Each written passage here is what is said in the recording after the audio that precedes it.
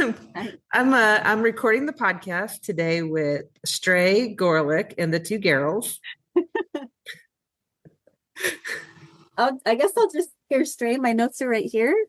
You just want to look at those? I'll go over here and you just have at it.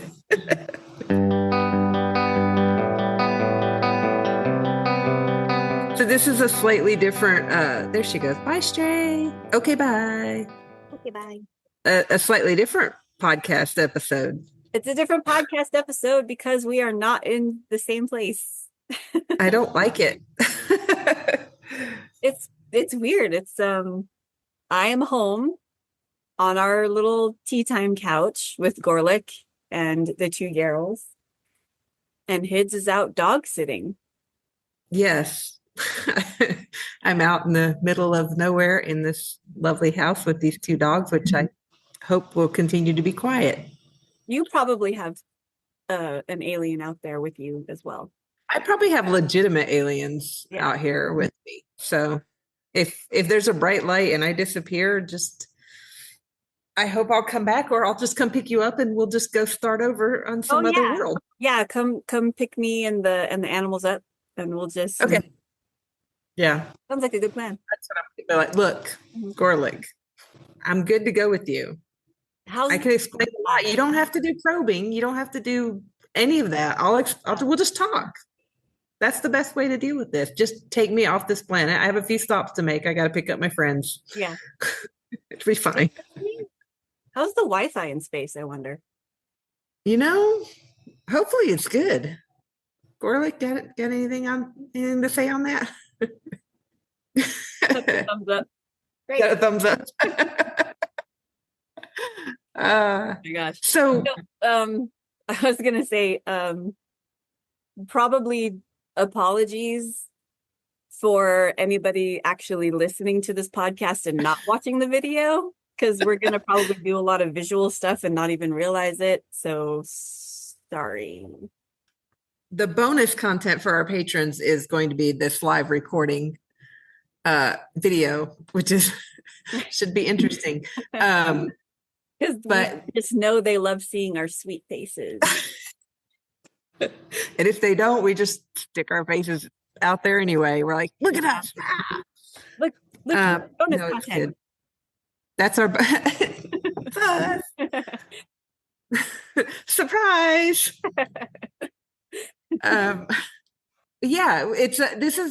We've just decided October is the month of chaos, and so we're here being chaotic. We're actually both house sitting in different locations. Jess just happens to be at home at this point in time. Yeah, so last weekend we took a short mental health break last week. Yeah, and did an episode, podcast episode. So yeah, that's what's new. Yeah, well, chaos. A lot October. Of stuff is happening in October in chaos. In chaos. Yes. We're doing a scavenger hunt, and registration for our 5K is open, and it will be open all month. So if you haven't done it yet, get the medal. Yeah. I know it's just the visual for the patrons, but okay. This medal is ginormous. Sorry, Gorlick. Look at it. It's so cool. Oh my gosh. I love it so much. The shoe is dangling free. I love it. And it says, it's backwards, but Jess and Hids, October 2025, Rook Runners 5K. Yeah. Oh, it just started pouring rain here. And it's as big as your head. Yes. It's 4.5 inches across and 7.5 inches tall, and it's beautiful. Almost 8 inches tall. And if you want to see it, you should go to our website. Is it on the website? No. I know it's on the Patreon. It's on Patreon. Patreon.com/JessandHid/shop. And it is the first thing on there. You can register, and a portion of the proceeds is going to be donated along with our regular quarterly donation to the Great Lakes Bully Brigade in Michigan. Yay. Yay. So definitely go sign up and tell your friends and those will get shipped out in November. Anyway. Okay. Anyway, yep, we've got registrations for the 5K open. The scavenger hunt is going all month long as well. So you can sign up for that. And we've had a lot of people posting in our Discord about it because we have a channel set aside for our scavenger hunt in the Discord. And people posted. I have been loving some of the things that people are posting on there. Shh. Oh my gosh, this dog. Yeah, so this month is our anniversary birthday month. We have the scavenger hunt, the Rook Runner 5K, our Discord. We have some open channels for everybody. We have some games happening, RPG games, just a lot of fun stuff. The Discord server has just been hopping and I'm loving it. Yeah, we did fighting sprints earlier in the month and we'll do more. Yeah. Yeah, the Discord server, if you follow us on Patreon, we have some open channel, public channels that you could, but you just have to be a free follower. So pop over to patreon.com, Jess and Hids. And well, the Discord and the Patreon are two separate things. You said follow us on Patreon to get into the Discord, but you can get into the Discord without following us on Patreon. Oh, right. But it's more fun if you follow us on Patreon. You should definitely follow us on Patreon because we put all of our big news announcements there. So yeah. What else? I don't know. I want to give a shout out to my mother for bringing me this hot chocolate. That's actually going to be my warm member for today, though. So okay, there it is. We're doing it's the month of chaos. We'll do warm members first thing, I guess. No, I'll probably forget that I said anything about it. We do our warm members at the end, so I'll say it again. Okay, cool. Or I'll have a new one. I don't know. Should we roll dice? Yeah, I don't actually have a die, so I have a little dice roller on my phone. Using my dice roller too. Okay. All right. Oh my gosh, I rolled a 1. Look. Oh, that's not fair. Oh, I got 16. Hey, it's the month of chaos, which means Hids gets to go first. Out of the ordinary. I've got cat hair all over my face, so apologies to the people watching who get to see me scratch my nose all the time. That's okay. I desperately need a haircut, so I'm just going to be doing this the whole time with my hair. In any of our tea times, this is exactly what it's like. Us constantly messing with our faces and our hair and apologizing for it. Yeah. And look, a cat's on my lap now. Oh, hi, Tink. Sweet baby. Okay, so yeah, I have a topic that I think I was the one that put it on the list because I thought it was a fascinating little topic, but it is a small topic, short topic. I'm gonna tell you a little bit about a gentleman named Martin Arthur Couney, or Martin Cohen, as he was born. Okay, I just love that face. You're like, who is this guy?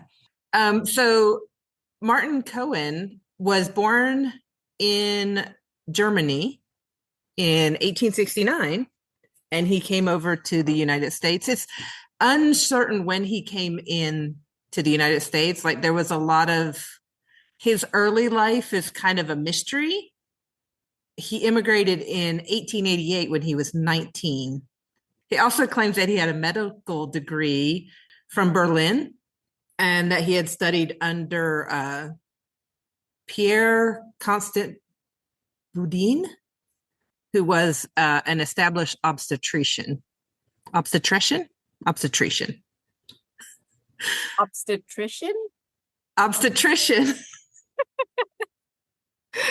Oh man.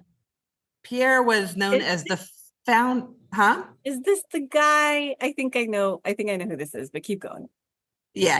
I think it's making sense now. Yeah. Pierre was known as the founder of modern perinatal medicine, and this Martin Cohen or Martin Couney allegedly studied under this guy, and he came over to the United States in 1888, and he entered his first exhibition in Berlin's Great Industrial Exposition in 1860 or 1896. Geez, all my letters are running together.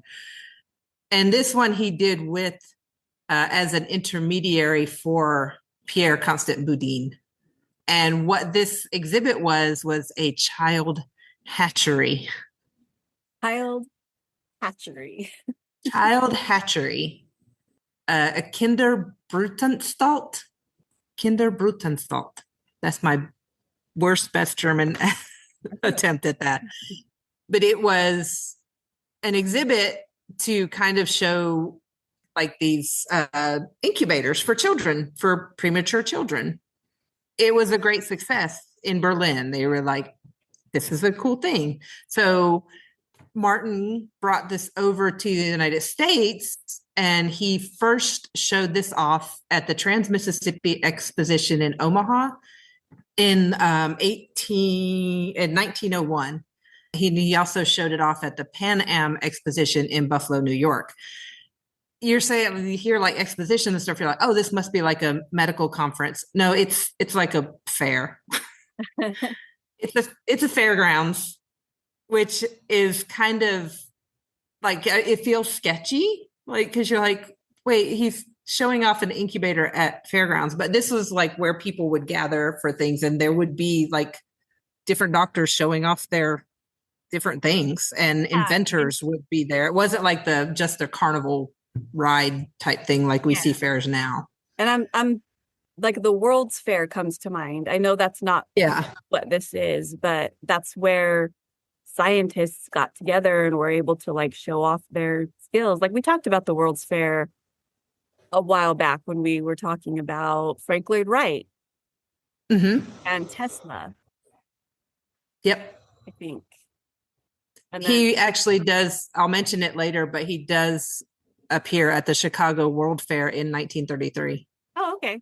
That's cool. So, or 1934. So I'll talk a little bit about the incubators before we get into a little more of what Martin Couney actually did. So originally incubators were used by poultry farmers to hatch chicken eggs, like more than, just one mama chicken could do at a time. Yeah. And it was just a small box that was kind of enclosed and warmed by lights. Stéphane Tarnier was a prominent French obstetrician, and he was widely recognized as the first to implement human incubators in the care of human infants. But they kind of were like, that's not very scientific. Why are you doing this? But his assistant, Boudin, was the one that took the incubators to the World Fair and kind of showed the way they could be adapted and used for these children in hospitals, newborn babies. And then Martin Couney allegedly apprenticed under Boudin, so he gained this knowledge. And that's like, I couldn't find anything where it was proven that he had this information and he used it well. And he was a very, I really like this guy. We'll get into it. I really like him, but there's no proof that he apprenticed under this guy. If for all we know, he saw it in Berlin and was like, this is a good idea. I'm going to go to America and promote this out there. But there was a medical journal called The Lancet that was published an article during the Diamond Jubilee of Queen Victoria in 1897. And the editor had visited the incubator exhibit. Oh my gosh. The Lancet was a medical journal. They noted that these incubators they visited, and they were like, these are really cool, but they were not really known in England, but they did say that this would be a good thing to have. Any attempt to improve the construction and to render this life-saving apparatus available to the general public must be welcomed. So they were seeing the importance of these incubators in helping children, either premature babies or children who were born, and needed a little extra care right at birth. Each one of these incubators that Couney had crafted and brought over, they were about 1.5 meters high, which is a little over 3 feet, 3.5 feet, I think. Meters. They had a meter is 3 feet. So okay. Yeah. They had steel walls and a glass front, and then there were water boilers that fed warm water into pipes that ran underneath where the babies laid. And they had thermostats inside, and then they would also do little like damp sponges to kind of keep the moisture in the air. Yeah. And then they also had the air that was fed into them was filtered through wool that was suspended in an antiseptic, and then it went from that into dry wool. So it was filtered air.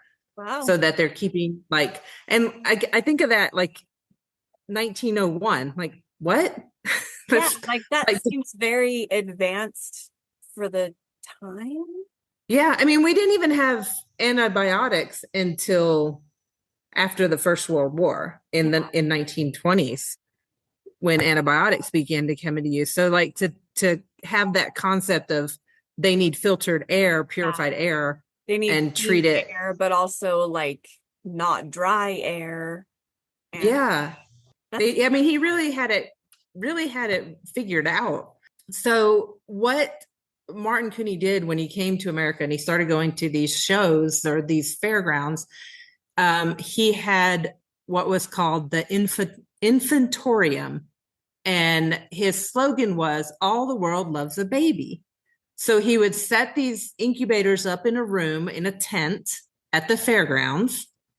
And the babies were in these incubators, and they had the glass doors so visitors could kind of come and walk through and see all these babies in these incubators. And then you wonder, wait, how is he getting these babies? And you're like, wait a minute. But here's how. So in the early 1900s, like premature babies were often just left to die. And there was not a care system set up for them. Yeah, they had no idea what to do with premature babies. Yeah, it was just like, well, they're just going to die. Just, have your moment with them and move on, which is incredibly sad. I mean, like, I think I know a lot of people who were preemies, and I was like you, and it's like I was 3 months premature. I lived in an incubator for the last trimester. Which is nuts, and I have other friends who have had premature kids, and if incubators saved their lives, and I just that's why when I learned about this guy, I was like, what? This is nuts. I love this guy. He would go put out advertisements for people, like basically, do you have a premature child? And people learned about him, and they would send their children to him if they had premature babies or a very ill, early born child. And he didn't charge them for it. Typically, his expense at that time in 1901 was I wrote it down. Okay. So the average cost was $15.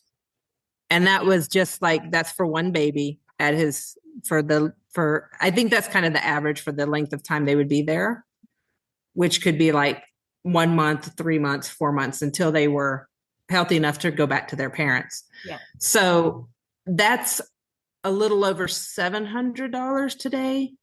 Oh. Which is okay, yeah, that'd be great, because neonatal care now, premature baby care now is thousands and thousands and thousands of dollars.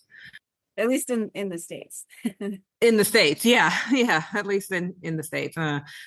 But he did not charge the parents for that. He would take any child that was brought to him, any premature baby, and he charged entrance fees to see these babies. And people were coming to be like, what? Because the babies were small, they could fit in your hand. Yeah. And he had a diamond ring, and he would put it on their arm to show how small they were. Mm-hmm. That just boggles my mind too. But he had a team of nurses who would take care of these babies. And so when they first came when they would bring a baby to him, they would, if the baby was well enough, they would give them a bath in lukewarm water. And then it says, give them a small dose of brandy. And I'm like, but brandy was you're sick, have some brandy. Yeah. You're having a headache, have some brandy. You got anxiety attack, have some brandy. Yeah. Just one of those things. And then they would put ribbons on that were either pink or blue and had the baby's name on it. Then they would be on show throughout the day, except for when they would be fed. And sometimes they would be fed either by wet nurse or with a bottle, or sometimes like intubate, like through the nose, a nasogastric tube.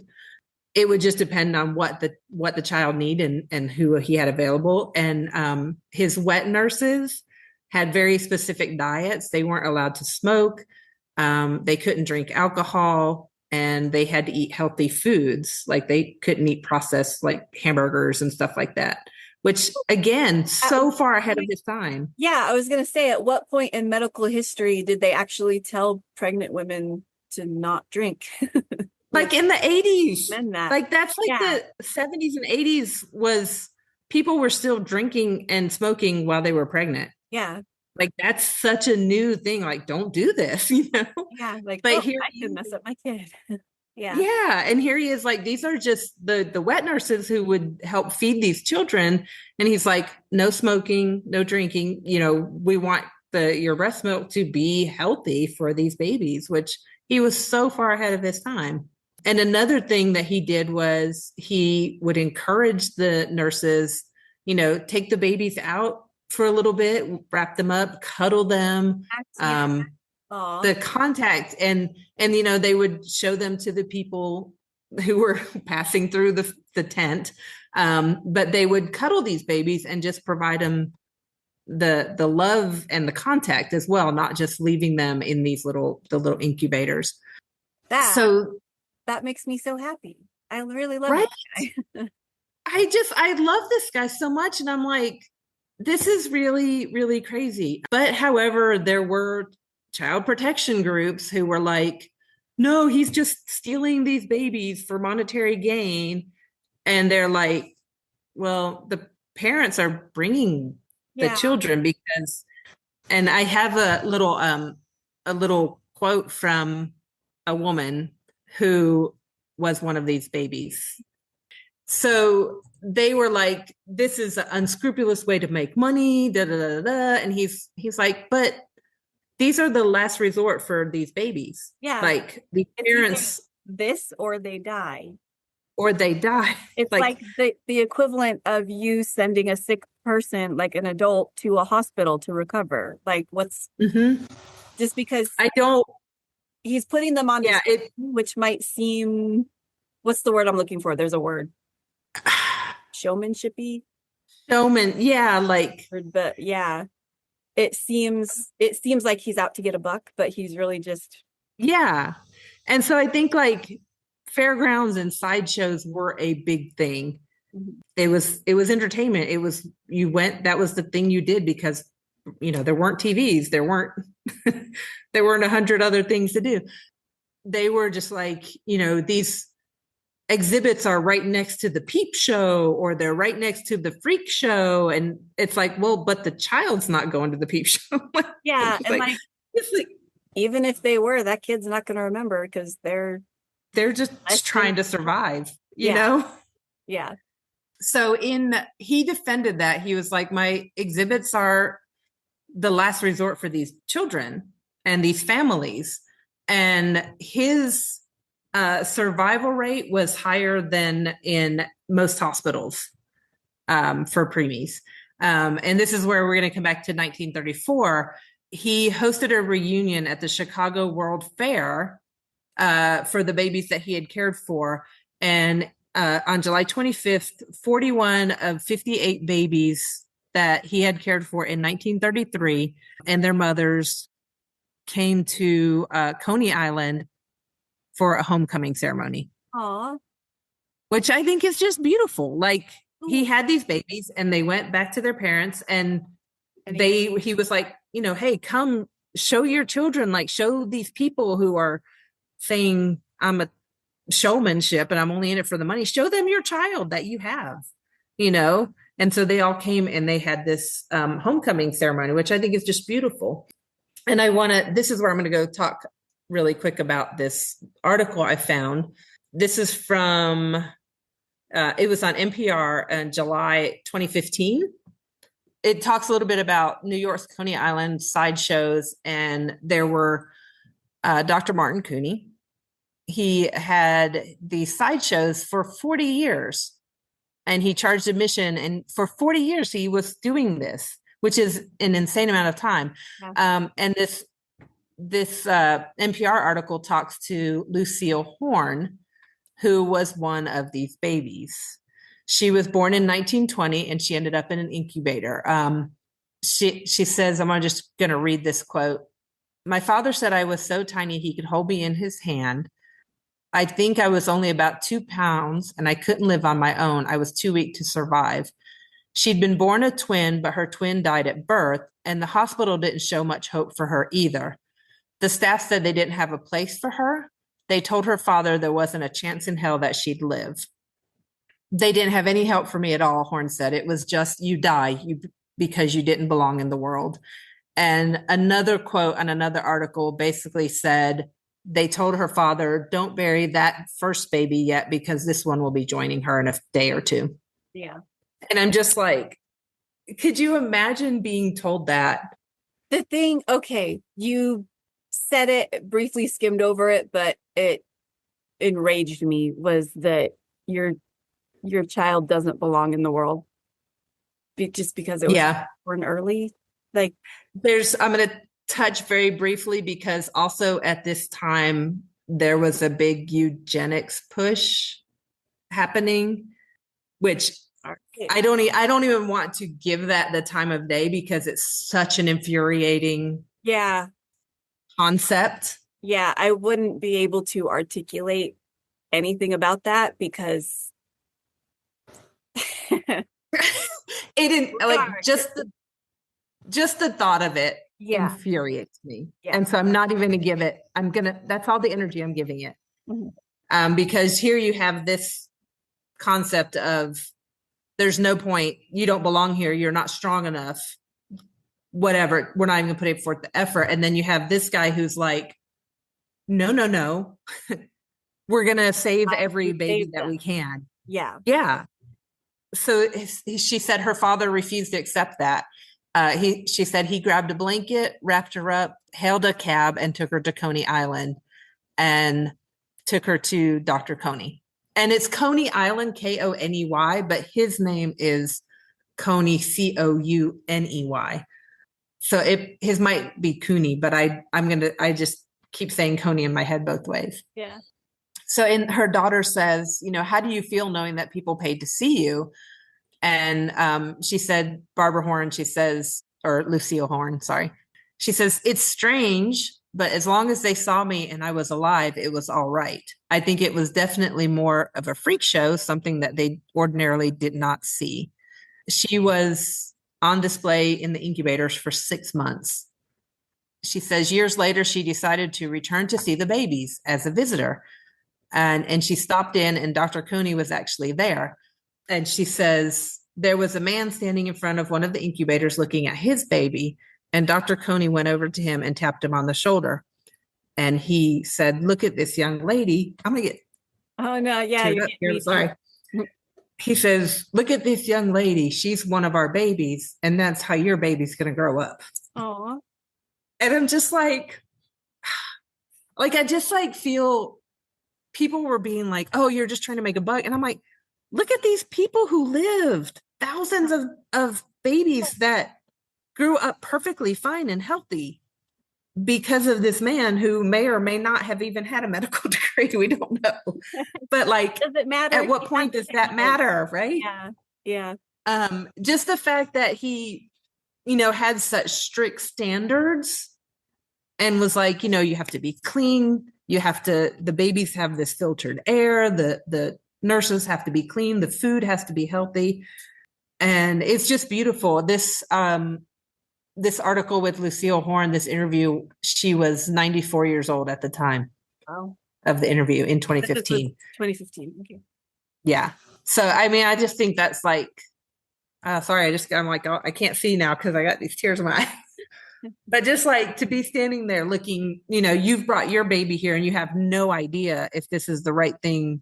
And then he's like, this young woman right here, she's one of ours. Like, that's what we're going to do for your child. I mean, I can't imagine how that father must have felt in that moment. Like, yeah, meeting one of those babies that lived. Yeah. Yeah. Yeah. And just like, oh my gosh. I don't know. It's just beautiful to me. So like I said, he did receive some flack.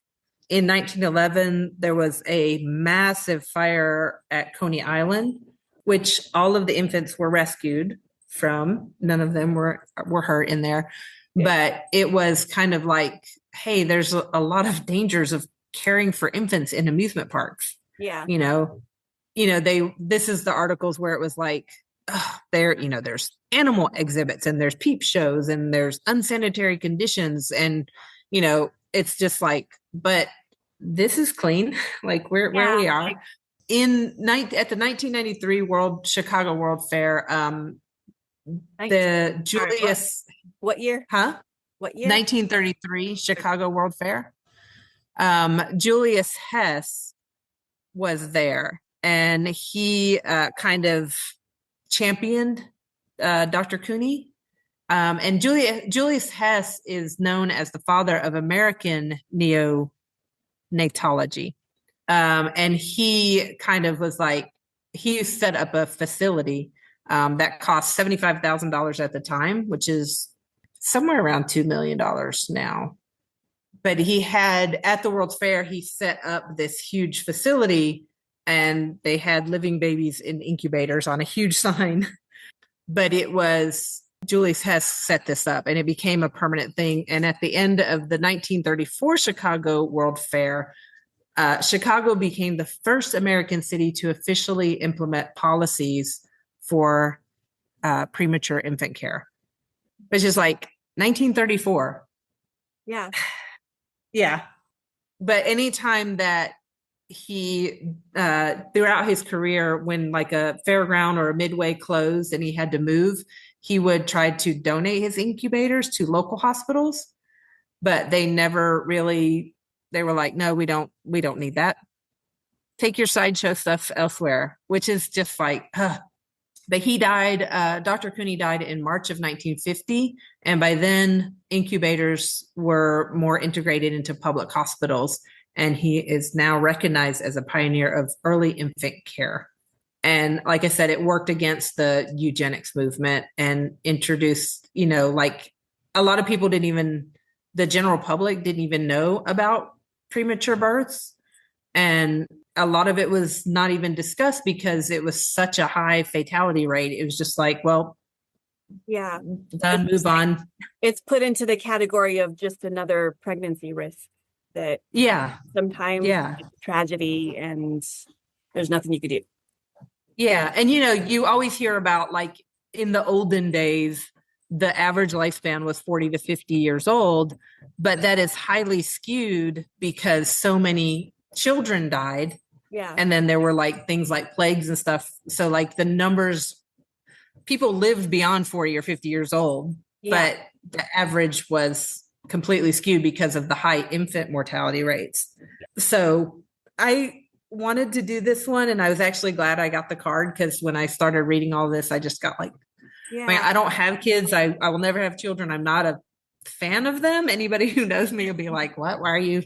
But I think people who have children and love them and want them, I admire you because that's just not a part of me. But I think children are wonderful and required. Yeah. They're beautiful. I love like your little nibblings. I love my little relatives and everything. And I think they're wonderful. I just don't know what to do when you hand me a baby. I'm like, take it back. Babies intimidate me. I can hold one for a little bit but then I'm like, I'm gonna drop this soon. The longer I hold Yeah. puppy, the chances grow of me accidentally dropping it or Exactly. And I'm like, like when my nieces and nephew were born, I was like, oh, wonderful. I'm so happy. This is the best thing ever. Take it back now. Just yeah. like, I'll come back when it's like 4 and I can talk to Yeah. it. It's like, Yeah. I do better with the kids who can at least walk on their own or move around on their own. yeah. Oh, that's terrible. I'm terrible. But I heard about this man and the timeline of it just blew my mind. And the fact that everybody was like, "Psst, it's fine. It's a preemie. It doesn't even belong here." Like, Yeah. yeah, I'm just like, and again, because like you and so many other people I know, I just the thought like, oh my gosh, just if you had been born a different time, it wouldn't have mattered. Yeah. It's like so Like sad. in my case, 3 months premature, I weighed 2.5 pounds when I was born. I Yeah. actually know a whole lot of the details. I don't remember. Well, I mean, did you not take notes? No. But I do know that I spent time in an incubator. So Yeah. yeah. I have another friend, whose little boy was very premature and spent a long time in the hospital. And I was just like, I was like messaging her, "How are you? How is the baby? How are you?" Just like watching his little journey and the day he got to come home was just beautiful. Oh, Um, yeah. and just like that's thanks to this guy in the early 1900s who just was like determined to do this to the point that it finally got recognition, Yeah. Well, and like just the fact that uh, it makes me wonder about his early history. Like you said, there wasn't a whole lot known about him. Like, did he lose a child that was Or did he lose a sibling? or a I sibling? mean, because Or he like, came to the States at 19. So yeah, I don't know what. it could have been a sibling, it could have been a child. Like, I did want to say, I forgot to say this. In 1903, he married Annabelle May, who was one of the nurses at his infantoriums. And in 1907, his own daughter, Hildegard, was born 6 weeks premature. She weighed 3 pounds. oh wow. So she was probably in the incubators with the other children, like to be there and be taken care of. So yeah, I don't know what made him kind of make this his focus at such a young age because he came over at 19 in the late 1800s. Yeah. So something either he was just a good person and fascinated by the fact that you could do this, or maybe a relative had died, or he knew someone whose baby had died. So Yeah. I would Personal. yeah, a personal connection. Yeah. So yeah, let's get the time machine out. Let's go visit him. Let's go see what his motivation was. I would love to sit and have a conversation with him. Yeah. Thank him, first of all, because Yeah.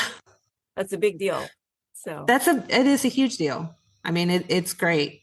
But yeah, I don't really have much more information. There's a couple different books that were written, but not a ton. But I'll drop those in the notes if anybody wants to read about them. But most of my stuff I found on NPR, PBS, and Wikipedia. Well, what you gonna talk about? now I'm thinking maybe I should have gone first because mine is a little less heartwarming. But it does match spooky season. Oh, perfect. Okay. This is a topic that I actually mentioned at one point that I was excited to draw. Uh-huh. I'm gonna talk about haunted movie sets. Oh, fun. Yeah. I didn't find as much as I thought I would, sadly. Okay. And I do want to start with a trigger warning. It's always Are there clowns? What? Are there Are there clowns? Well, if you've ever seen the movie Poltergeist, there is a clown in it, but none of the weird stuff that happened on that set had anything to do with the clown. Oh, okay. Trigger warning. A lot of the movies that I'm going to be talking about have to deal with demonic possession. And Yeah. I'm not talking about demonic possession. I'm just talking about weird things that happened on the set in real life. Okay. But I just wanted to put that trigger warning out there because the movies themselves have that as a plot line in a lot of them. So like, I haven't actually seen a lot of the movies that I'm going to be talking about. But also I'll put another trigger warning out for murder that does happen in real life, not in the movies. Okay. And other odd ways that cast and crew have died. Okay. That were in the movies that I'm going to be talking about. Okay, trigger warning out of the way. I think I got everything. Creepy, other paranormal things. So yeah, I'm talking about haunted movie sets. And I have a list. I'm going to be talking about, I guess like one standalone movie, and then the two others that I'm talking about are franchises. Okay. So, starting off with a bang, I'm going to be talking about The Exorcist. I figured that was going to be one. Yeah. And like, this is one of the movies that I've never seen, and I'm probably never going to see it. I don't really have a Nope. like demonic possession. That's not really my thing. No. I'm not entertained by that. I'm not. No. I don't want to go near that. So like, I like cheesy horror, not like things that could potentially actually happen. Or yeah, like, it's like there's things that exist that you just don't want to invoke. Yeah. And that's one of them. So Yeah. But yeah, I'm the one who put this topic in the deck. So it's funny that like, of course, it's going to be all of these movies that I've never seen before. Because Never. Yeah. Okay. The Exorcist was overwhelmed by controversy when it was released in 1973. It was the highest grossing film of the time, but audiences reported having bad physical reactions to it, like fainting and vomiting and dizziness, lightheadedness, a whole slew of stuff. Interesting. It was said that anyone could be possessed by the film just by watching it, and that it gave evil a path to corrupt human souls. Huh. It was protested in some cities and banned in parts of the United Kingdom. Oh, wow. I didn't know that. Yeah. And it was also reported that groups that were waiting in line outside of theaters to see it often broke out into violence. They would have fights in line and not really have a reason for it. That's interesting. I often wonder about stuff like that. Like, is there an influence, or is it just the hype? The hype. Yeah. You heard about it happening over here. So yeah, like you'll find, you know what I mean? Like, yeah, it's sort of like a kind of mob mentality. Yeah. Type thing. Like you go into it with expectations and it sort of becomes this subconscious self-fulfilling prophecy. So yeah, you're like, oh, people have reported passing out or vomiting, and then you I feel dizzy. in there watching this show and you're like, oh wow, yeah, I do feel dizzy. That's crazy. Yeah. It doesn't matter that you didn't eat dinner, before the movie. Yeah. Or just like, I mean, power of suggestion is a actually powerful thing. So to say that all of this isn't just, and that goes for my whole topic that I'm talking about. Everything in here could have just been weird coincidence, weird things that, like, if we weren't filming a horror movie and something like this happened, would we still think it's strange? Yeah. So on the set, there were several injuries, including long-term back injuries for both Linda Blair, who played the possessed girl, Reagan, and Ellen Burstyn, who played Reagan's mother. So they both had long-term back injuries. Interesting. From accidents that happened on the set. There was also a fire that burned down most of the set, except for Reagan's bedroom, which everyone thought was really strange because that was the sort of scene of the possession. Right. based on the, clips or whatever that I've seen. So on top of that, and probably the kind of craziest thing that happened was a man who played a nurse in the film. He killed a reporter before The Exorcist was What? released Oh, wow. in Okay. real life. And he was quick to confess to the crime, but he couldn't provide a motive for why he did it. Huh. And I mean, that's all that my source said, couldn't provide a motive. Maybe he just Right. didn't want to say why. Maybe he had. Yeah. I mean, like, couldn't or didn't want to. Yeah. Or just like, we listen to a lot of true crime podcasts and a lot of people don't have motives. They just want to go hurt people. Yeah. Yeah. I mean, that's a thing in crime. Like sometimes people are just sick and do bad things Yeah. for no reason or for their own twisted reasons. Yeah. I don't know. Don't do murder. Don't do murder. So that's all I have for The Exorcist. But I think you're right. I think a lot of that was fueled by the controversy around the movie. Yeah. And Because it's based on a true story. True story. I'm gonna quote mark that one, but it is based on a true story. yeah, So I could see where people would be like feeding into that yeah, kind of. for sure. Are you arting or something? I am Okay. sorry. Oh, that's cute. Well, sorry.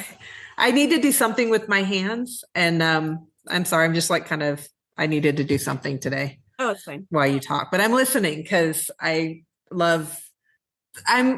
We've talked about like the creepy things that happen at the cafe, and I'm like, I can find reasons for every single thing. And it is just if you're looking for a reason to feel scared, like we went to the big house the other day.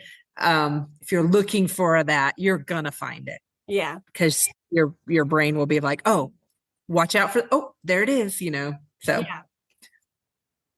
Yeah. anyway, carry on. And I love talking about creepy things, but I'm still a skeptic. Like Yeah. I just like talking about them. Yeah. Mhm. I don't know. There's something. And especially with stuff like this, I will debunk because Yeah. this is Hollywood. Yeah, I don't know. Yeah. I mean, accidents happen on movie sets all the time. Yeah. So like an accident, like, oh, the they fell or something happened and they hurt their back. And like it happens and it sucks. It just happens you were on this creepy movie. Yeah. Okay. Okay. Next, I'm going to talk about the Conjuring franchise. And I know that there is a Conjuring 4 coming out soon, I think. And I didn't there's look it up. I think it's more than 4. It's insane. Like there's actually there's a whole ton of movies, but the title The Conjuring has 3 movies in it, and then there's some spin-offs. Annabelle is one of them. And there's actually a couple Annabelle movies. It's called The Conjuring Last Rites. Last Rites. Okay. Yeah. And it's the same cast. At least it's Vera Farmiga and Patrick, don't remember his name, but he's been in all of them. They play the Warrens, right? I think. Yeah. Yeah. Oh man, I don't want to hang on. I knew that there was another Conjuring movie in the works coming out soon, and I should have looked that one up to see if something creepy had happened recently, and I did not. So okay, so there are 4 films in the main series: The Conjuring, The Conjuring 2, and The Conjuring, The Devil Made Me Do It, and The Conjuring Last Rites, which is coming out this year. But there also includes Annabelle Creation, Annabelle Comes Home, and The Nun. Oh, The Nun. Yeah, I'll be talking about that one too. And The Nun 2. So there are quite a few. 1, 2, 3. Wait, let me do a quick count here. 1, 2, 3, 4. So there's 9 in that universe, Yeah. but 4 in the actual main title line. Yeah. And I think the Warrens are sort of the common denominator in all those movies. What are their real names? Ed and Lorraine. Ed and Lorraine, thank you. So for listeners, if you don't know, Ed and Lorraine Warren are real life people who are real life, I guess, paranormal investigators. I wouldn't really say that though, because that kind of puts them in the same category as Zach Bagelbites, and that's not. They're not really. They're more. They're just like into the metaphysical stuff, and they go investigate like this. And so Ed Warren and Lorraine Warren were American paranormal investigators and authors associated with prominent cases of alleged hauntings. Ed was self-taught and self-professed demonologist, author, lecturer, and artist, and Lorraine professed to be clairvoyant and a trance medium. So there's a lot. Since they have passed away, I think Lorraine died in, let me look at 2000, Ed died in 2006, Lorraine died in 2019. And there's been a lot of, they weren't really great people. No, they weren't.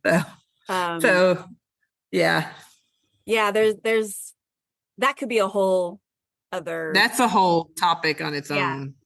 You could probably do a whole podcast series just on them. Probably, yeah. I'm sure one exists. But yeah, Conjuring movies is sort of follows, not really chronologically, but it highlights some of their more well-known cases. I have a compilation of quotes from the cast and the crew about their experiences while filming. And they're kind of all over the place. And like the website that I got them from did not list them like by movie or chronologically by movie. They skipped all over the place. And I should have taken the time to actually put them in order because like it made my eye twitch.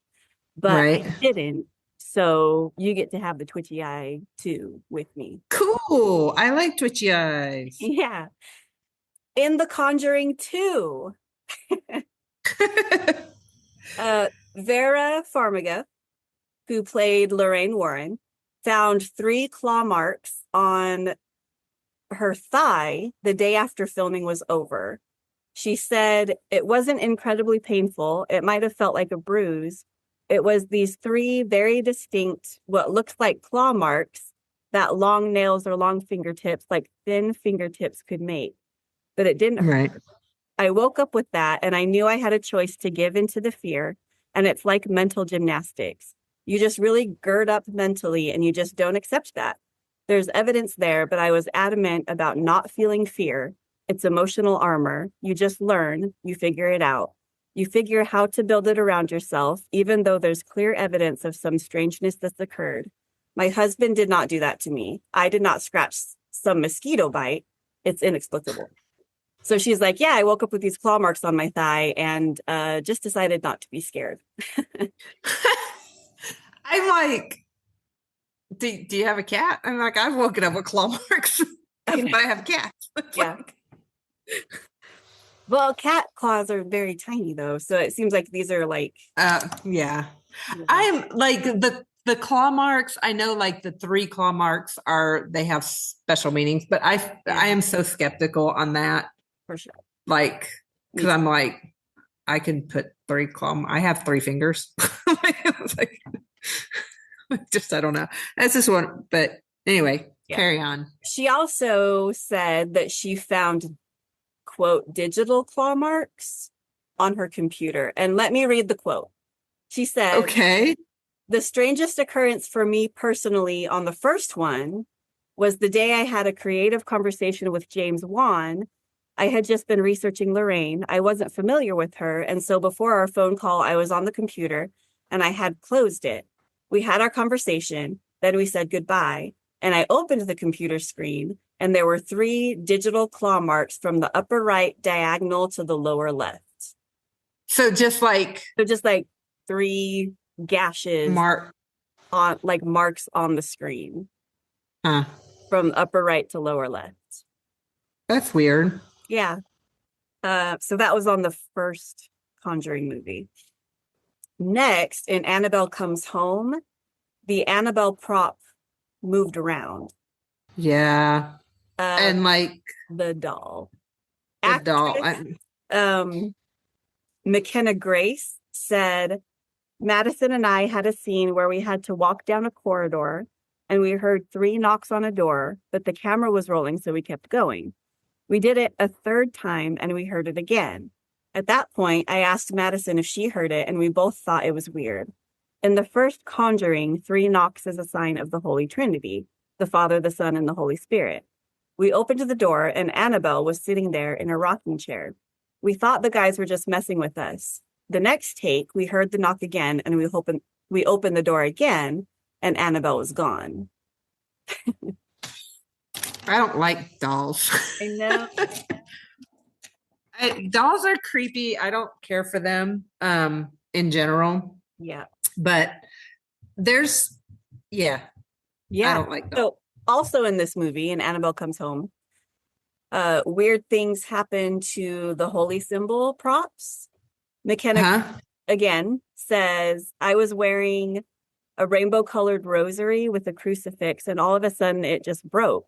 I had been wearing it all day and nothing happened. It just broke. It was the strangest experience. And I'm like, things break. Things break. I've had necklaces just break and fall off. You were wearing it all day?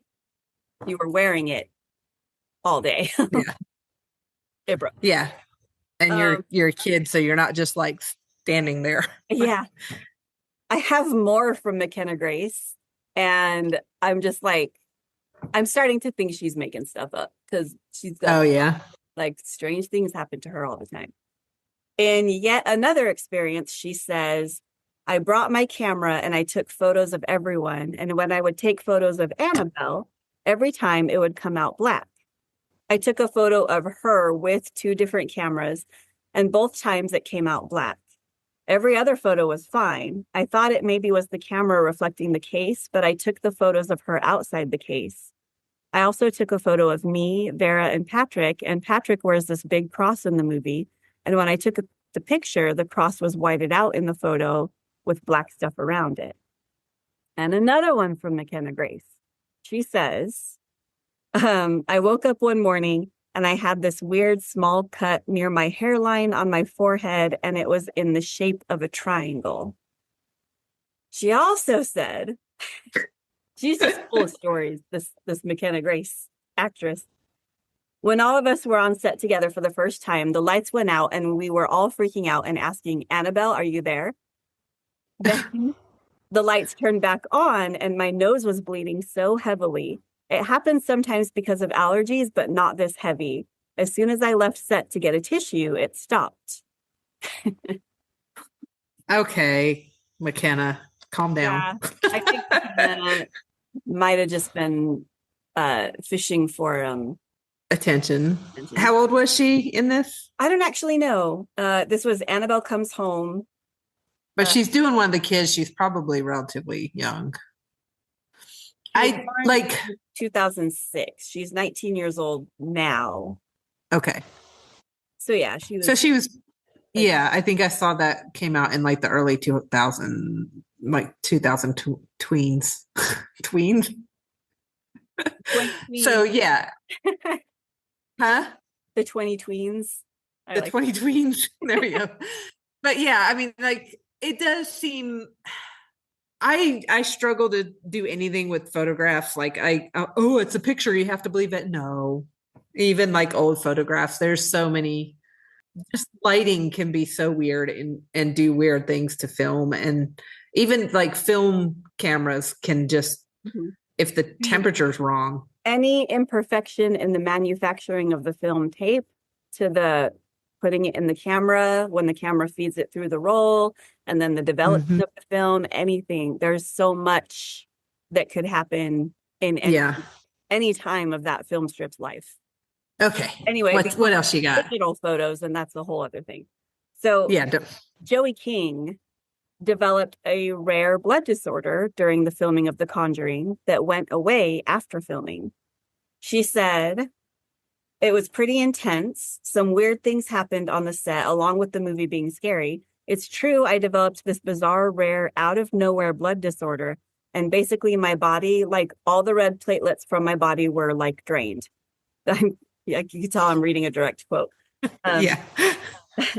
They were just gone. So I had a high risk of internal bleeding and I was potentially going to need a blood transfusion. It was so dramatic, she continued. So I had to, every day before work and after work, go to the hospital, get my blood taken. Then all of a sudden I got home and I've never had a problem with my blood since. That's weird. That's weird. Yeah. The director of The Conjuring, James Wan, said about Vera, so this one is also about Vera. He said, even Vera has said that from the moment she came on to do this movie, she'd always wake up between the period from 3 to 4 in the morning. She says she has been waking up every night in that period. At first I was like, well, you just came from LA and with the time difference. Yeah. So even now, though, she still says that she has a hard time sleeping between those hours. And I'm like, no way, because in the movie, there's a very specific period where the witch character died in that time frame. So, and also, like 3 a.m. is known as the witching hour. The witching hour, yeah. There's a superstition around that. Yeah, I've heard that too. Yeah. Again, I mean, I'm like, I have a hard time sleeping at that same time, but I also have insomnia. So yeah, I don't know.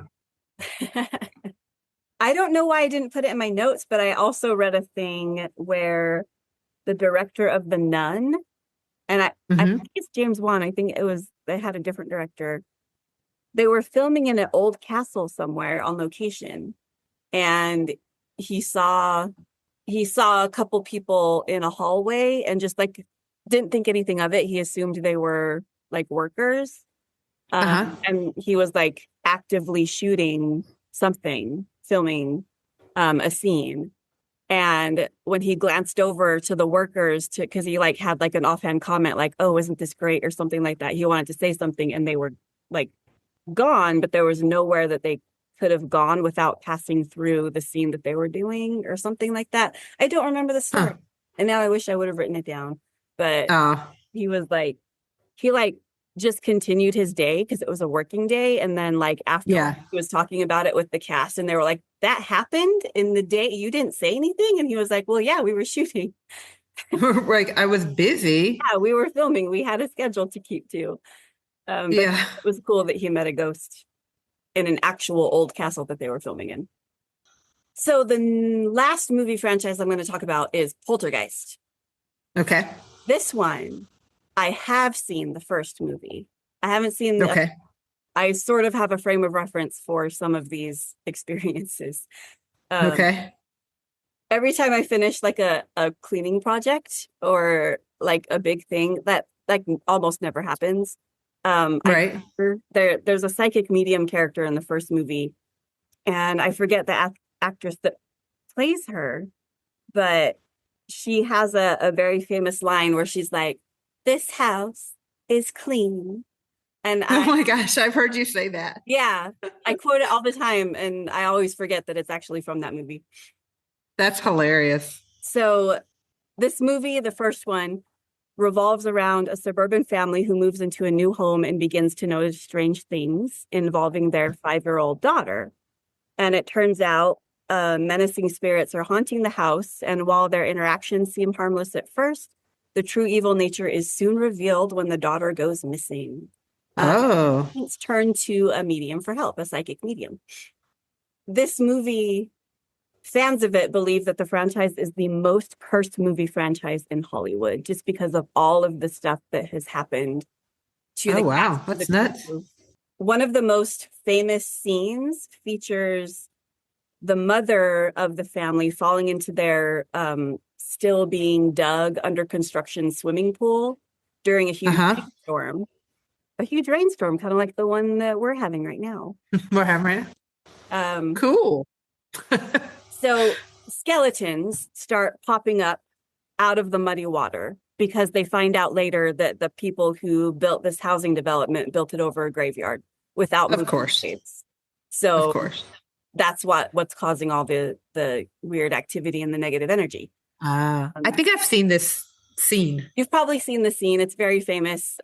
She's swimming around in the mud trying to get out of this pool, this murky water, and skeletons start popping up.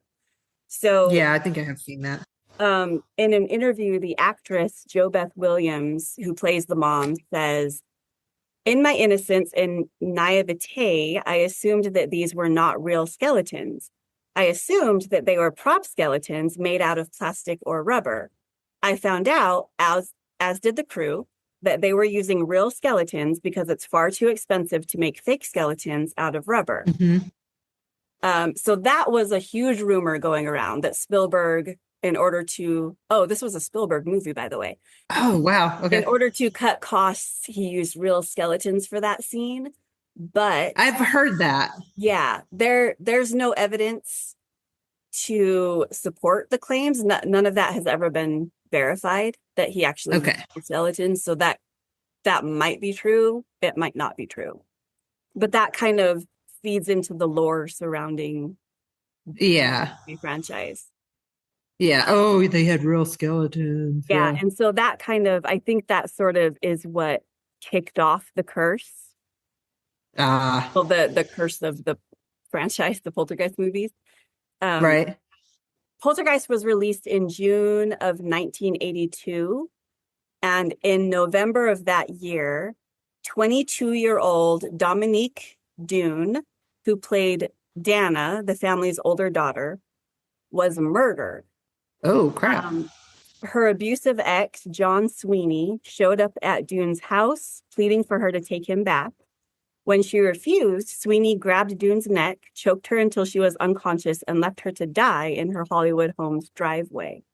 She was found before she died and taken to the hospital and put on life support, but was removed from life support 5 days later. Oh, man. Yeah. So that's terrible. Also fed into the curse. That's got nothing to do with the movie. That's got everything to do with the sick man. I know. Yeah. And a lot of the stuff is, I guess, circumstantial would be a word that you would use in a court case, I think. Yeah. It's all like. Yeah. Oh, that's sad, though. I mean, that's. Yeah. Another one, Heather O'Rourke was the actress who played the youngest daughter, the 5-year-old.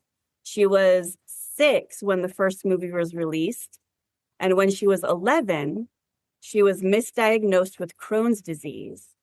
The following year, when she was 12, Heather fell ill again, and her symptoms were casually attributed to the flu. A day later, she collapsed and suffered a cardiac arrest.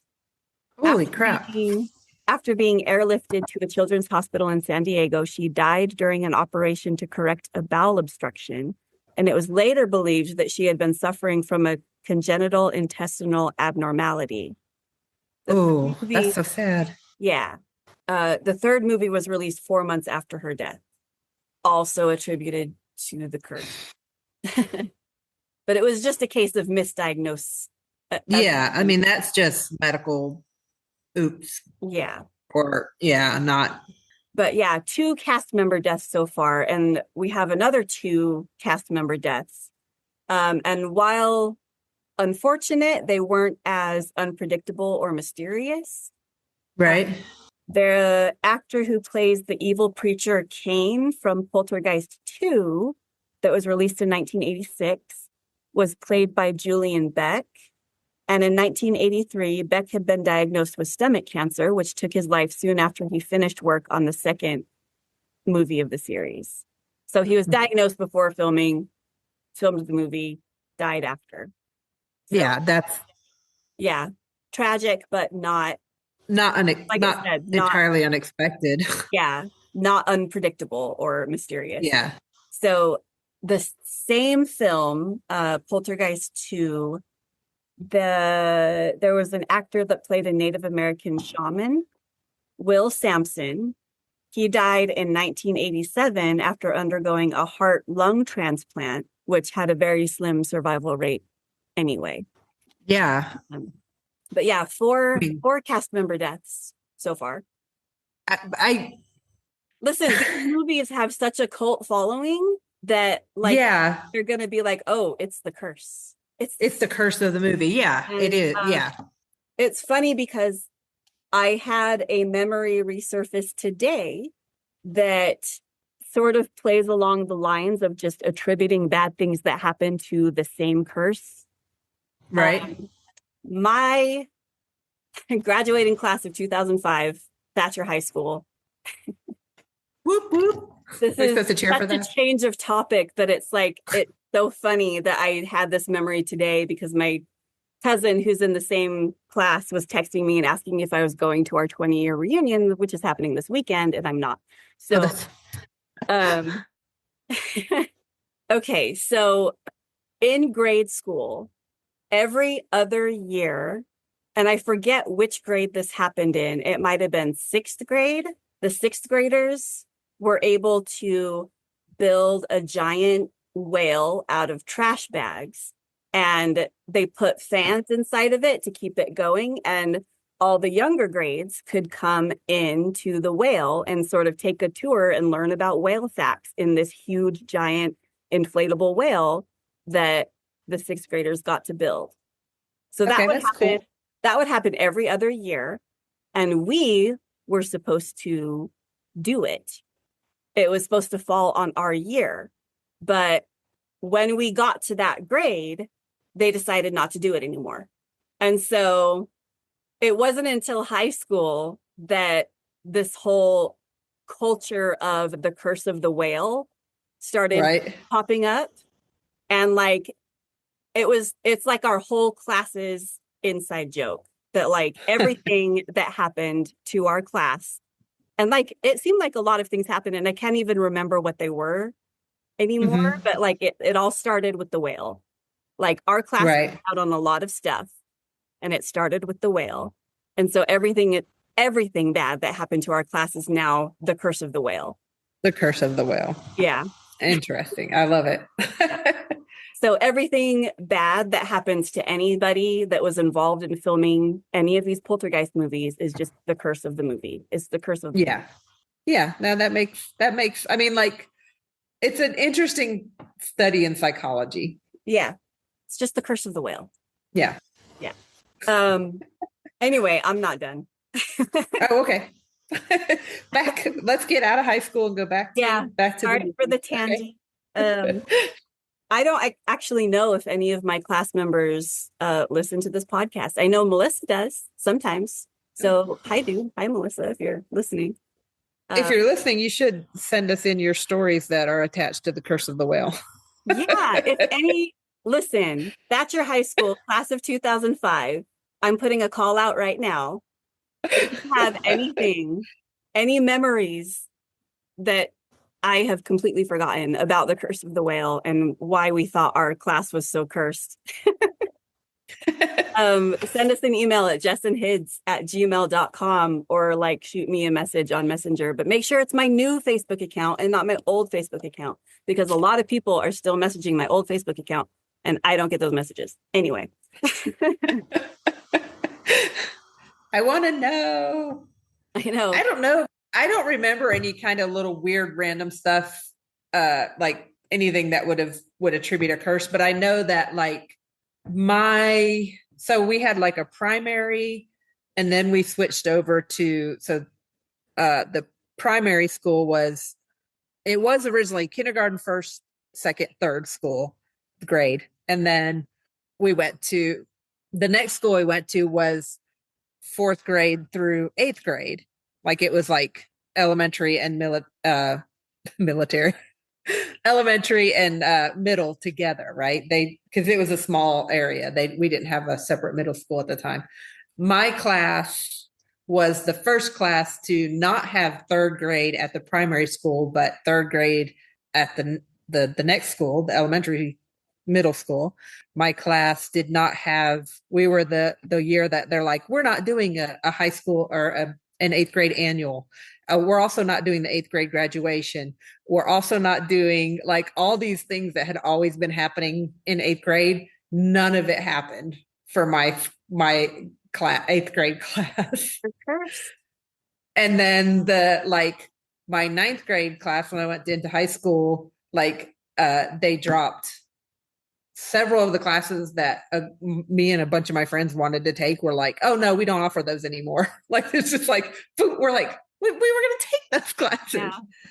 But my 9th, 10th, 11th, and 12th grade year were the top, the 4 best years of the high school football team. So junior and varsity team. So nice. It balanced out, I guess. But anyway, that's my high school thing. Go back to your movie sets, because we're going to come off that tangent finally. Sorry. Oh man. I want to know anybody. You don't have to go to Thatcher. If you have fun curse of your class stories. Yeah. I want to hear them. Curse of your class. That's curse of your class. Yeah. Okay. I actually have 3 more things. Sure. Richard Lawson, who was another cast member, was aboard U.S. Air Flight 405 when it crashed into Flushing Bay in March 1992. A total of 27 people out of the 51 on board were killed. Lawson survived, but the event is yet another reason people claim the movie brought bad luck to its cast. I think pretty good luck if you survive. I mean, he survived, so... Yeah. Like, it's unfortunate that he was on that flight and had to go through that, but... Yeah. Could have been worse. Could have been worse. Yeah. Lou Perryman played a small role, the role of Pugsley in the original film. And I said I had a frame of reference for this, but I don't remember this character at all. Pugsley. Yeah. Pugsley's Addams Family. Addams Family, yeah. So I don't know. Maybe I have to rewatch Poltergeist. I thought it was so cheesy, by the way, when I watched it for the first time. Everybody said it was be so scared, but like, no. It's 1980s movie special effects. I know. Like, yeah. Okay, so Lou Perryman. In 2009, he was 67 years old when, this is actually pretty grim, sorry. When a recently released ex-convict killed him in his own home with an axe. Oh, no. Right? Okay, well, that's not the curse. That's a convict. That's a murderer escaping. Yeah, that is an insane person. That's sad. Yeah. That's so sad. Yeah. And then rewinding again to the filming of the second Poltergeist movie in 1984, the actor Will Sampson, who played the shaman in the second movie, who died because of surgery complications. He was a real Native American medicine man, and he went by himself onto the set one night and performed a real exorcism because of all of this controversy and rumors and stuff surrounding the film. And it was reported that the next day the cast members felt like a sense of relief and stuff. Mm-hmm. But then like once word got out that he had done the exorcism, that sort of continued to feed into the belief that like, there was a need for exorcism. See, it's cursed. Like, yeah.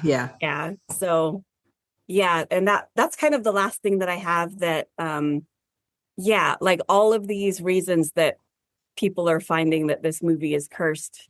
It's definitely like all of the cast deaths. It is weird that so much has happened. Specifically, I mean, the people involved in the making of these movies. Connections like that can be drawn, I think, with any movie. I don't know. Yeah. Well, I mean, there's the 6 degrees of Kevin Bacon or whatever. Like everybody knows Kevin Bacon in some form. Yeah. And I feel like there are so many connections that can, and especially like on a movie set, when you have so many working parts and so many people from involved. Yeah. So many people are involved. And again, like there is that mentality of, I should be feeling this because this is, a cursed movie, or So you find it, like, oh yeah, I heard like during production this movie had a lot of problems. So when you go to see the movie, yeah, there really was a bad vibe about that. Like while I was standing in line, I had a really bad vibe or something. So it's like you do kind of feed into it. Yeah. Like even subconsciously, unintentionally, your brain feeds into things like that. Yeah. I think the only thing, well, I was gonna say like unexplainable is the moving doll, but also like it's a movie set and that room probably had another entrance or exit or something. And somebody was probably just messing around with those girls. I'm sure like somebody in that cast was like, I'm gonna play a prank. We're And gonna prank those kids. Yep. yeah. I mean, because shoot, if I was on movie set, I would be pranking people. Oh yeah, all the time. All the time. I Yeah. mean, Like, you know what? PAs don't get paid anything. So no. how else are they gonna, you know, find joy in life? Yeah, right. Like, no, well, look, I'm doing this for free Yeah. for the experience. Yeah. So Have yeah, some I'm fun. gonna have some Yeah. fun, right? Yeah. I do want to give an honorable mention to Three Men and a Baby. That was not what I was expecting you to say. Yeah. Okay. So Three Men and a Baby, there was a scene in the movie where just for a very split second, as the camera follows the actors, you can see a figure standing in the window. And it wasn't a person walking by the window. It was definitely inside the house with them, covered by the curtains, though. So in between the window and the curtain. And Interesting. people freaked the crap out. And I have a picture here. So this is bonus content for our viewers, for our patrons. Oh, what the heck? Yeah, you can see in the movie there's Ted Danson there, and I don't know the name of that actress who's holding the baby, but yep, there's a figure in the window. So that had people freaking out. Yeah. And there's a ghost boy on the set of Three Men and a Baby. And soon this rumor developed that the apartment that they filmed in, the previous tenants there had a son who died in the apartment.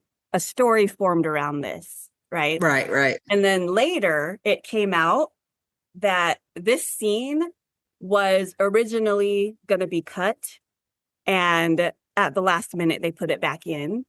And what this is a cardboard cutout of Ted Danson that was put there as a joke. That's brilliant. So it's a little Ted Danson in a top hat and and I wish it was showing up better on camera. There we go. Yeah, it's Better. we could put a Oh picture yeah, I'll in. put a picture in. That's fabulous. Yeah. But like it's just like they like bent it at the knee so it looked shorter. And Uh-huh. yeah, they put it in the window and it was supposed to just be a joke and they figured like it's no big deal because turns out they were going to cut the scene, but then they randomly decided to put it back in at the last minute. That's And fabulous. nobody remembered about the kid. But like it is really just like camera pan following the actors. So like Yeah. continuity people didn't notice it. And yep, it's just one of those movie goofs that turned into a ghost story. That's fantastic. I love it. Yeah. Yeah, but Great. that's all I have. Cool. Yeah, I thought you were going to talk about The Crow, the movie The Crow, but it oh, wasn't like a haunted set. It was a curse more, but The Crow, that one didn't actually come up in my research, oddly enough, but I do know that the actor died. yeah, that was And it I was remember when that happened. It was a crazy, like, I remember hearing about him being shot yeah, because it was Bruce Lee's son. yeah. And you're just like, what? Wasn't Like this is there crazy, but wasn't there like there's a weird either like synchronicity or coincidence, but Bruce Lee filmed something that was oddly similar to the way his son died. Yeah, I remember hearing something about that, but I'm not going to try to look it up right now while Yeah, we're I on don't here, know. but yeah, there was something that is like, uh, I bet if I had Googled cursed movie sets, I would have come up with that. But I yeah, Googled haunted movie sets and just kind of fell into the whole curse of poltergeist movies. So shoot, I should have looked that one up because I knew there was something about that. I have also never seen that movie though. I've never seen it either. I just found 5 weird things about the rumor has it that Brandon Lee wasn't the only member of his family who died under mysterious circumstances. There's a family legend that they were hunted by a demon who wished to eliminate all their male offspring. And they said that July 20th, 1973, Bruce Lee died suddenly in his apartment. Medical professionals could not discern the cause of death and ruled it misadventure. But although they have evidence now that his death was caused by a cerebral edema brought on by overexertion and heat stroke. But that is also unconfirmed. So yeah, there's different, yeah, what you feel like, Yeah. Interesting could that be they interesting. have a belief about the whole family being cursed. Yeah, I didn't know that. Me either. That's cool. I had no idea. Yeah. Anyway, I'm just gonna start reading about Brandon Lee Yeah. now. So Yeah. We should oh, we need to draw cards. we need to draw cards, but here's the thing: We I need to draw don't have cards. cards with me.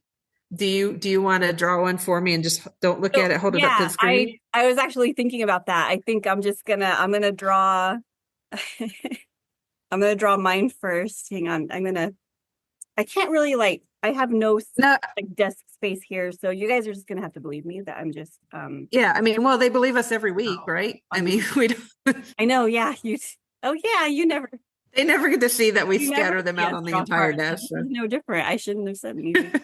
Um, okay. Oh, okay. What you draw? What you draw? I don't know. Okay. So this is going to be this will be that like everybody else is going to know except Jess now. Okay, yeah, I'm And gonna show my topic. the card to the camera. So patrons, you will know. What next week's topic So is going to be. kids, don't read it out loud. Okay. Um, okay.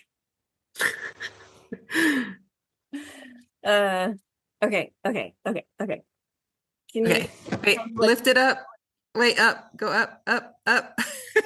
Up. A little over. over Oh, with? it's upside down. It's upside down.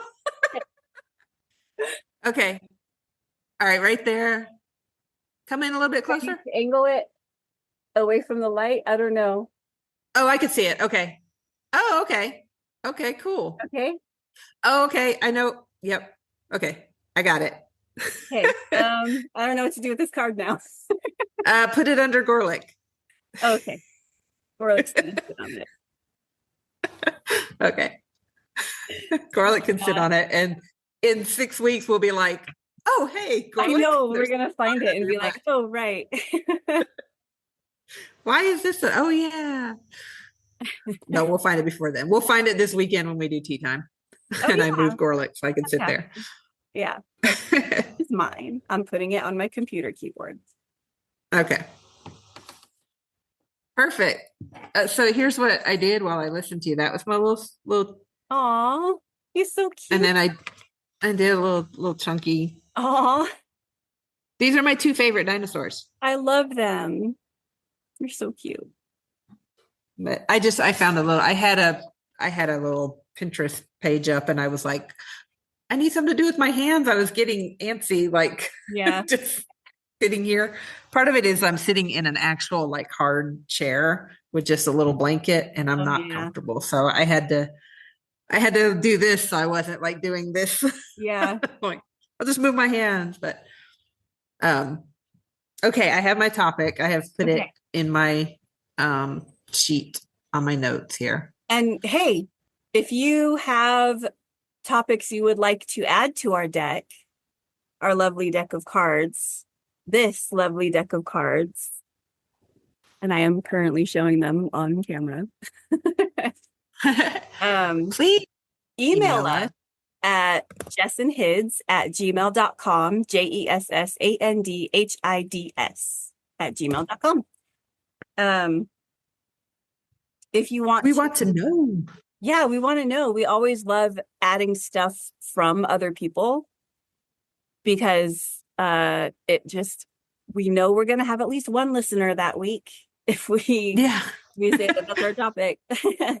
Yeah. And also like we have kind of topics that we want to know more about, but like someone else can have something that's way over here that we would never even really think about. Yeah, or don't and know then we about. we don't know, and we draw it and we're like, I have no idea what this is. And we get to put it out there. So I love it when we get new. We have several that we have gotten from people, and we have several emails that are in there that we haven't drawn yet. So we will draw your card if you send it in. Eventually we will. We have a lot there, but we've also we have 48 times 2 up on the wall. So yeah. I send us in stuff. We love it. Yeah. Follow us on Patreon. That's the best way to get all of the news and the events and the things that we do. Patreon.com/jessandhids. You can also follow our social media. We are not as active on social media as we probably should be, but social media kind of sucks lately. We are not showing up in anybody's algorithm,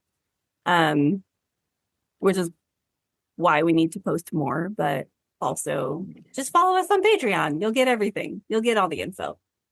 And we have a newsletter on our website that you can sign up for. Yes, you can do that. I'm watching Zirin Stock. Yeah.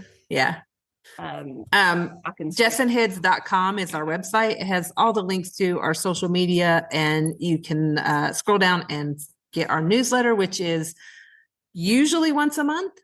Sometimes it's every other month, but it is just that one newsletter that just kind of gives our updates, what we're working on, what we're planning. We talk a little bit about the charities that we donate to. Things like that. So check that out. Sign up for that. That's a good way to find out new stuff about us. But Patreon is the place, and we do a lot there, and we do a lot in our Discord server. We have some public channels, and we have some patron only channels that we're having a lot of fun with. And then I forgot to tell you, I did this one earlier. Oh, no, thank boo. No, thank boo. So cute. We have a little collection of ghosties growing, ghosty art.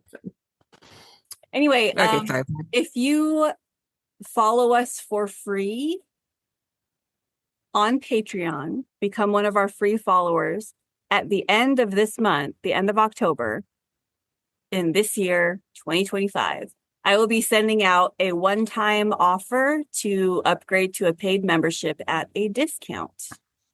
Sweet. So, you should definitely become a paid member because we do a lot of fun stuff. We have 4 tiers right now instead of the 3 we've had. Yeah, we have a lot of fun. If you're listening to this and you like to Minecraft, I'm getting ready to open up our Minecraft realm. Oh, I thought you already did. I haven't actually. It's kind of slipped through because we've been doing 100 other things. I'm getting ready to open that up to our patrons, and I'm going to give away a Minecraft gaming license to one of our patrons. So join. And if you've never played Minecraft before, it's a fun, just little random building, digging, mining game. I might be doing some streams of it later as well, looking into that. So it's fun. Oh, hey, boy. Oh, he can't hear me. Determined. You want to come over here? Oh, there he is. The floofy boy. He's coming onto my lap. Oh. Oh my gosh. All right. Oh, he has chosen you. Sort of. Sort of. But yeah, so what is your warm ember? Do you remember? My hot chocolate. Your hot chocolate? So there's a story behind this hot chocolate. Okay.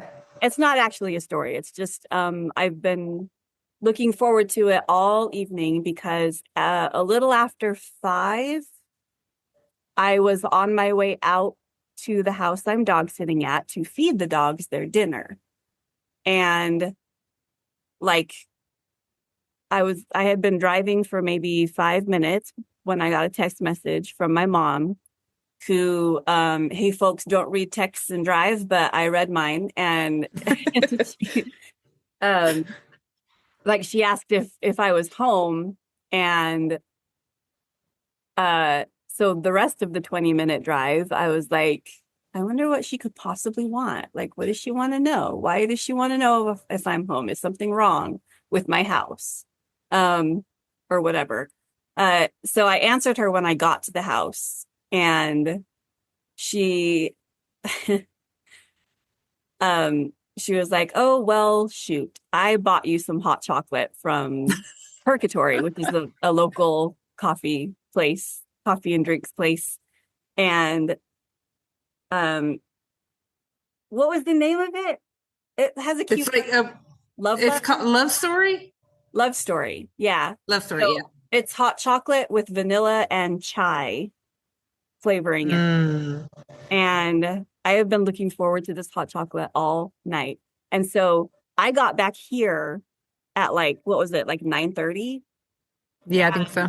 I texted my mom and I was like, is that hot chocolate still available? Or did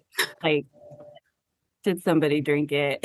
And she was like, it's still here. I'll come walk it over to you. So Nice. that's the story of my hot chocolate. I also found out that the paper cup that it came in is not microwave safe because I started microwaving it and then I started to smell smoke. Oh no. Yeah, it had kind of started singeing a little bit, but Oh no. it's fine. The microwave is fine. The house is fine. I didn't burn anything down. And That's the good. chocolate is fine. So I put it in a mug and microwaved it the rest of the way. And it is really good. It sounds delightful. I miss chai. I miss chai so much. I did. I told her that like because she got both of us one. And I was like, well, kids can't have it. Yeah. Not all chai has ginger, but not all chai lists all the ingredients. So I don't know. So it's not worth the risk. A lot of the coffee shop chai mixes, because they just use a mix that they just add, those will always probably have ginger in it. So yeah. Which is sad. It's better just to avoid. No, I just need to make miss my it. own chai mix without ginger. Yes, please do that. That would be lovely. Yeah. I think this is a silly little warm ember, but your little nephew has been given my phone number. And he will just randomly send me text or little images that he knows annoy me, like creepy dolls and a Ronald McDonald gif. And like I don't know, it just makes me laugh, and it just makes me feel warm fuzzies. But it's funny, the little punk, he never texts me. It's probably different because I get like all mad at him and I tell him he's blocked. But yeah, he doesn't know what I'm scared of, so he has no ammunition against me. So yeah. Cool. But yeah, what are you scared of? What am I? Sharks. Taxes. Taxes. Yeah. The collapse of society as we know it. It's fine. That doesn't scare me as much as maybe it should. Yeah, no, I'm just like, okay. Yeah. Sure, whatever. Like, okay, so like it's a regular Monday. Got it. So it's just, wait, what is it? Tuesday, Monday? Yeah, it's fine. It's fine. Yeah. Everything's fine. We're all fine. How are you? I'm a millennial. We're just like, oh, society is collapsing again. Okay. I mean, I'm a Gen X. We learned to hide under our desks, so I'll just go under the desk. It'll be fine. That can cover. Yeah. Duck and cover. It's fine. It's fine. No worries. Yeah. I Uh, don't know what scares me. I don't know if I have any actual like phobias. Like you get that reaction with clowns. I don't think I have anything like that. yeah. And it's not every clown, but I just don't, it's just easier to not look at them. Yeah. I just don't, yeah. Yeah. I mean, like, and it is just a reaction where it's like I don't like it. Yeah. I just don't like it. I think sharks would do that for me if I wasn't also equally fascinated by them. Yeah. Yeah. They're really cool. If I were to see one out in the wild, I would not be okay with that. Yeah. Same. I Unless mean, we're just in a sitting boat. out here, a shark come walking up to the door, I'd be like, whoa.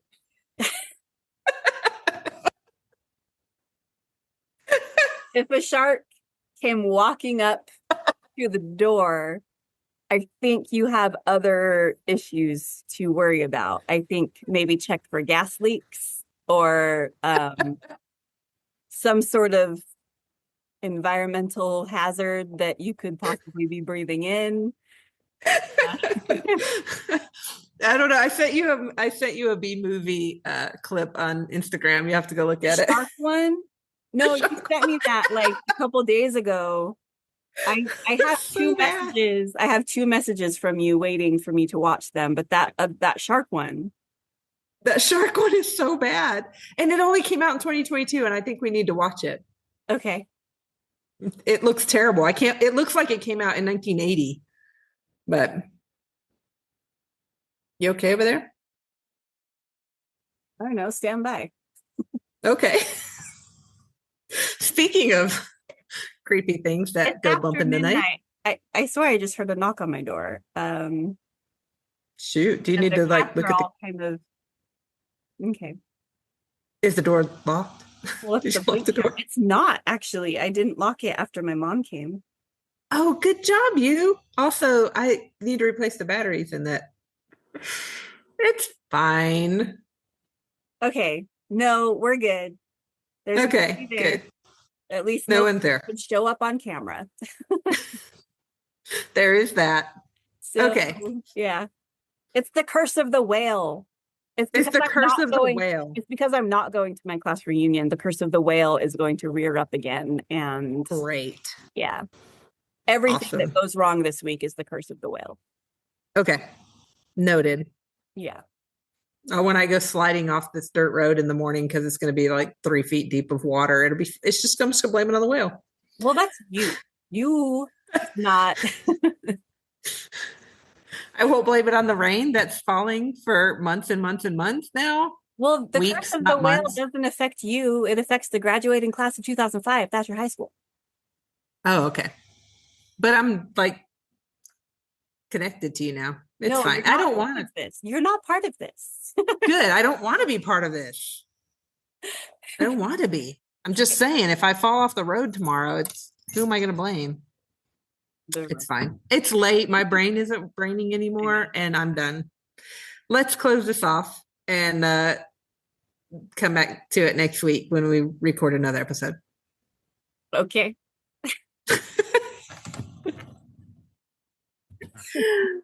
It's too late at night. I'm so tired. Okay, Let's go. Patrons, I hope you enjoyed seeing us Chaos. record this episode. And if you are listening, I hope the quality turns out okay. I have no idea how recording on Zoom is gonna work out for audio. So Yeah, we'll see. okay. Hopefully you can understand what we're saying and nothing cuts out. And next week we'll be back recording in the same room together as normal. Yeah, this is the last week that we are dog sitting. So yeah, we can record in the studio again. The studio. Yeah. The studio. Over there. Yeah. Over there. All right. Well, Anyway, thanks for listening. Spread the word thanks for about us listening. and Yeah. go do something fun. Sign up for the scavenger hunt, sign up for the 5K. But if you don't do any of that, at least come up with some more members for yourself. Okay. Talk at you next week. Bye. Bye. How do I stop recording? I don't know.